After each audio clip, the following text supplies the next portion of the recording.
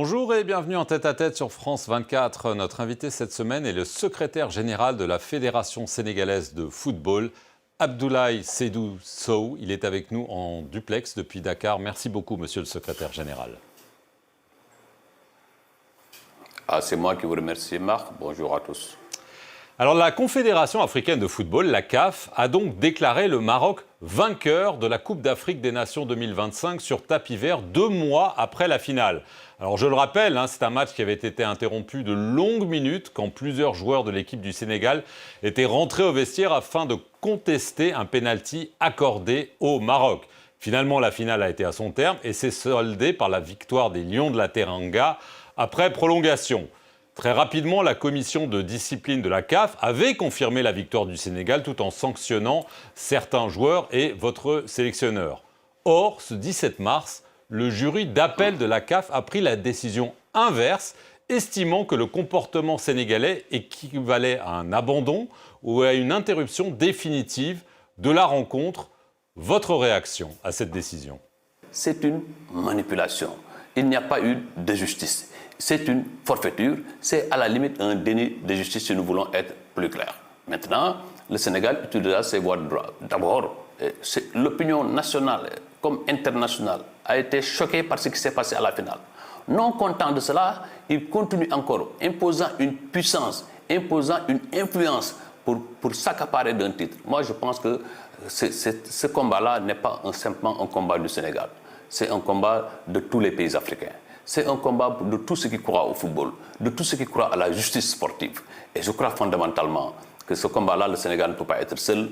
Et le monde entier doit soutenir ce qui se passe pour que cela ne se repasse plus, puisque cela ne se repasse plus en Afrique.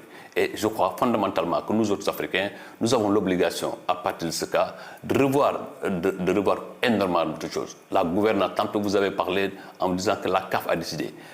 Peut-être qu'on peut dire oui, c'est le jury d'appel. On va invoquer une certaine indépendance de nos organes. Mais cette indépendance, elle n'est que dans les textes. Dans la réalité et dans la mise en œuvre, vous vous rendez compte que les décisions sont prises ailleurs. Alors, le Sénégal va donc saisir le tribunal arbitral du sport. On a aussi entendu les autorités sénégalaises réclamer une enquête internationale pour des soupçons de corruption au sein des instances dirigeantes de la CAF. Est-ce que vous pouvez nous dire très concrètement ce que vous allez faire? Oui, le comité exécutif de la Fédération sénégalaise de football s'est déjà réuni et le président de la Fédération, le président Abdoulaye Fall, a déjà porté la parole de la Fédération sur la question. Le Sénégal saisira la voie qui lui reste, c'est le tribunal arbitral de sport, en croyant très fortement que le tribunal arbitral de sport maintiendra sa réputation. Jusque-là, on n'a pas grand-chose à reprocher au tribunal arbitral de sport, parce que d'abord c'est une juridiction internationale crédible, et nous pensons que ce qui s'est passé au jury d'appel de la CAF ne peut se passer dans aucune instance qui se respecte. Bien entendu, le gouvernement du Sénégal a joué son rôle. Son rôle, c'est de soutenir sa fédération. Même si on ne peut pas parler d'ingérence en la matière, c'est un soutien naturel de ce qui va se passer. Et les gouvernements étant informés d'un certain nombre de choses, le gouvernement, c'est vrai, a parlé de cette supposée corruption. Mais il reste entendu qu'il y a beaucoup de choses qui se sont passées. Il y a beaucoup de choses qui se sont passées, même au niveau du jury disciplinaire, avant d'en arriver au jury d'appel. Et dans les temps à venir, vous verrez très certainement la position et l'évolution de la situation sur la question. Mais ce qu'il faut dire sur cette question, c'est que la Fédération sénégalaise de football ne ménagera aucun effort pour que la vérité éclate. Et certains comportements, parce simplement on a une certaine puissance, on a une certaine influence sur ce qui se fait, et vouloir agir et vouloir mettre tout le monde au pas, cette façon-là, ce sera dans un sens ou dans un autre. C'est une nouvelle Afrique, qui est en train de naître partout. Et cette Afrique-là a besoin d'être respectée. Et je crois que fondamentalement, le monde du sport et le monde du football, il y a des valeurs que les gens partagent. Et ces valeurs-là sont à préserver. Le président de la CAF, Patrick Motsepe, a assuré qu'il n'y avait aucun traitement préférentiel. Et il a dit que la CAF respecterait la décision du tribunal arbitral du sport. Est-ce que vous faites confiance à Patrick Motsepe ou est-ce que vous considérez qu'il est sous l'influence du Maroc? Oui. Oui, mais nous avons dépassé l'étape des émotions. Faire confiance aux uns ou ne pas faire confiance, ce n'est pas le plus important. Nous jugeons les gens sur les actes. Et c'est le plus important. Aujourd'hui, ce qui s'est passé, ça s'est passé sous les yeux de toute l'opinion internationale. Donc forcément, nous ne sommes pas dans cette situation. Nous sommes dans une situation nous sommes en train de nous battre. Et aujourd'hui, l'affaire dépasse la CAF. L'affaire est sera entre les mains du tribunal arbitral de sport. Mais est-ce que vous l'accusez de soutenir le Maroc? Est-ce que vous l'accusez de soutenir le Maroc? Nous sommes d'accord. Bon, pour lui, concrètement, on n'a pas de preuve qu'il soutient le Maroc. S'il y avait une preuve, mais nous estimons que les organes juridictionnels, quoiqu'ils soient indépendants, continuent d'être sous sa responsabilité. Aujourd'hui, les décisions rendues par le jury d'appel engagent la responsabilité de la CAF. Donc le choix des hommes l'engage. Donc forcément, il est responsable d'une manière ou d'une autre.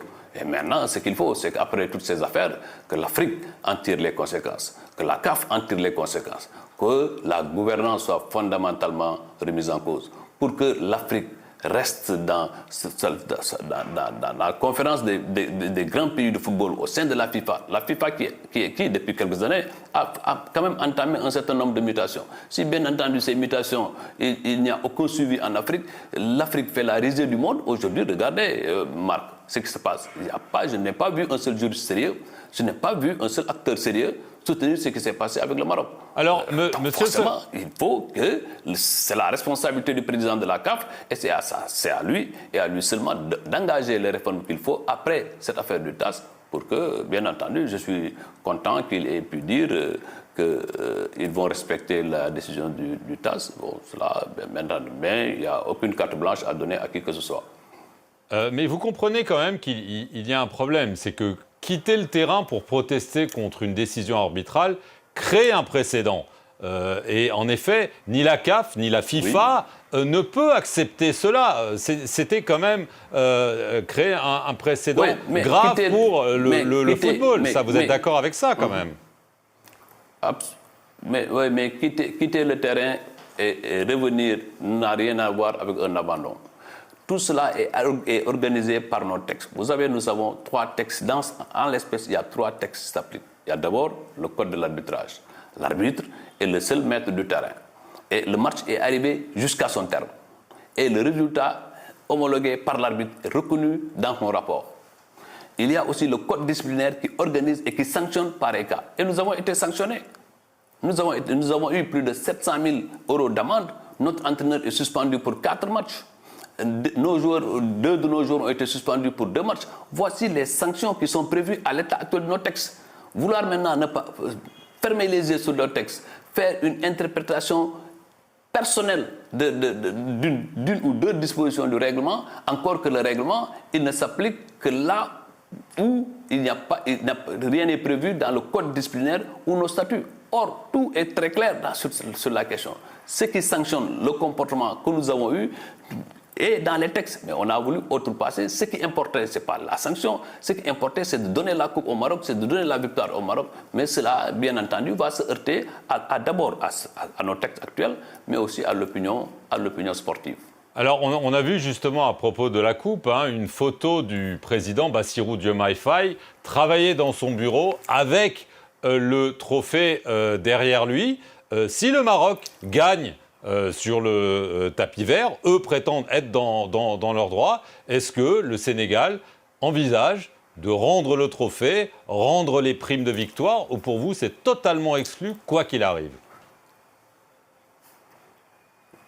D'abord, le président de la République du Sénégal est dans son rôle, je l'ai tantôt dit, de soutien à son équipe. Et ce n'est pas aujourd'hui que cela a commencé. Vous vous souvenez aussi de l'image catastrophique de voir le représentant du royaume marocain presque refuser de remettre le trophée. Donc là, il n'y a pas de problème. Mais Marc, ce que je voudrais vous dire, nous ne sommes pas sur des questions de trophées ou de médailles. Nous sommes d'abord dans une bataille pour la restauration du droit, pour la restauration de la dignité africaine, pour le respect de la justice sportive. C'est ça le plus grand combat. Et ce combat-là dépasse les enjeux de trophées ou de médailles. Mais dans tous les cas, nous restons droits dans nos bottes et nous croyons formellement que le tribunal arbitral des sports va rendre le droit, va dire le droit. Dernière question, monsieur le secrétaire général. Est-ce que vous n'avez pas été naïf en pensant que après les décisions immédiates, c'était gagné et vous avez été totalement surpris par la décision du jury d'appel et ce qui s'est passé? Est-ce que vous étiez peut-être trop confiant? Non, pas du tout. Marc, nous avons respecté les procédures. Nous avons pensé exactement que, et encore, que les gens allaient simplement dire le droit en fonction des textes actuels de la CAF et de la FIFA.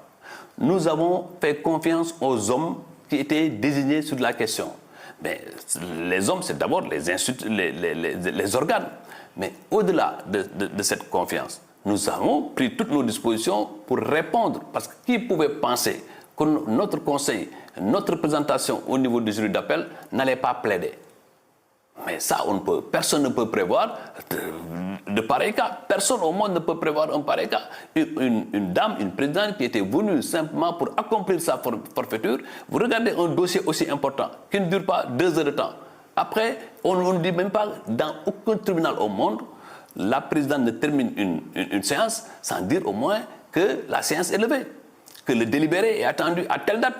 Mais nous n'avons pas eu cet honneur. Donc forcément, il y a eu une volonté d'appliquer une décision prise ailleurs, et ce sera aucun pays au monde, aucune fédération au monde ne pouvait se préparer à une pareille forfaiture.